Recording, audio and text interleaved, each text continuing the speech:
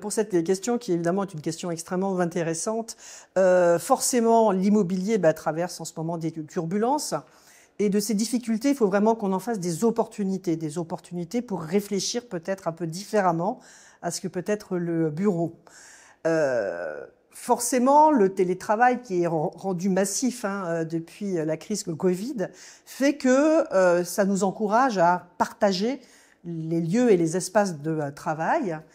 En contrepartie, forcément aussi, on vient au bureau pour plus se voir, donc cela demande plus d'espace collaboratif, plus d'espace de détente, d'espace informel pour être ensemble. Et forcément, cet ensemble-là fait que les surfaces que l'on loue deviennent un peu moindres. Il y a, en fin de compte, un resserrement autour de cela, mais qu'on va aller louer des choses qui vont être valorisées différemment. Ce que je peux aussi dire, c'est que cette crise a fait en sorte que les utilisateurs soient vraiment perçus comme des vrais clients, des clients importants, par certains propriétaires qui peut-être à une époque, parce que les temps étaient meilleurs, avaient tendance à se préoccuper plus de leurs clients côté actionnariat que de leurs clients utilisateurs.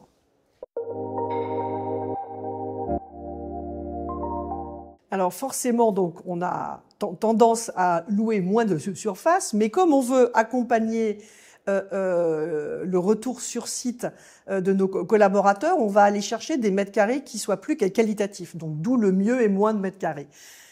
Qualitatif, pourquoi? En matière de, par exemple, de technique, comme les gens reviennent pour aller vers les autres, pour communiquer avec les autres, pour partager un café, retrouver du lien social, on va forcément aller chercher des immeubles qui ont une grande capacité technique en matière de traitement d'air, en matière de climatisation, pour pouvoir installer beaucoup de salles, beaucoup d'espaces qui vont être des espaces mutualisés et partagés.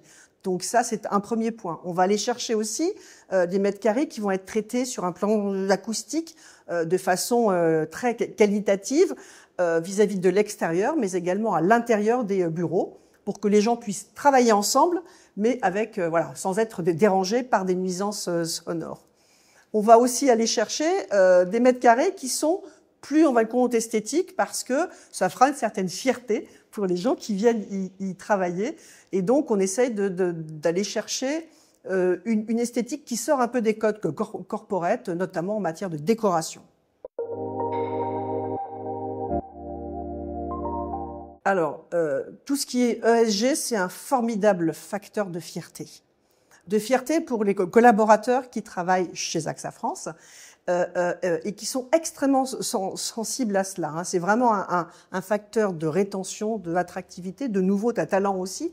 Et donc, on travaille beaucoup autour de ça parce qu'on a aussi la conviction qu'on a un rôle à jouer. On est une entreprise qui a un rôle en matière de citoyenneté. Donc, on va chercher le E du ESG autour de tout ce qui est empreinte carbone, alors avec des mesures de bon sens. Si on a froid, on met un pull. Si on a chaud, on enlève une veste, plutôt que de monter la clim ou de monter le chauffage.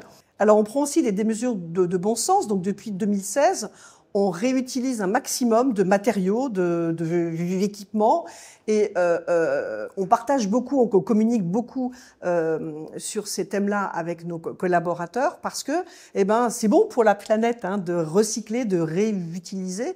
Donc, on est vraiment dans cette approche-là. Et puis, dans ESG, il y a aussi le S, de sociétal. Et là, on est convaincu que ça fait du bien à tout le monde d'avoir le petit supplément d'âme qui fait qu'au-delà des plus de 7% de collaborateurs AXA France qui sont en situation de handicap, on va aider encore plus la société au sens large. Et donc, on a des partenariats avec des entreprises qui ont un rôle important en matière d'inclusion.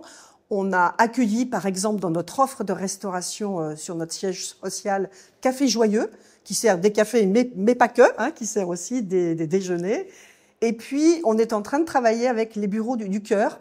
Et donc, on met à disposition d'un SDF un espace dans lequel il peut vivre, dormir, être sécurisé pour qu'ils puissent reprendre pied avec la vie, voilà, et pouvoir rebondir après un moment difficile. C'est important pour nous. Moi, je suis extrêmement fière, évidemment, de cela, et je suis extrêmement heureuse de le partager avec vous.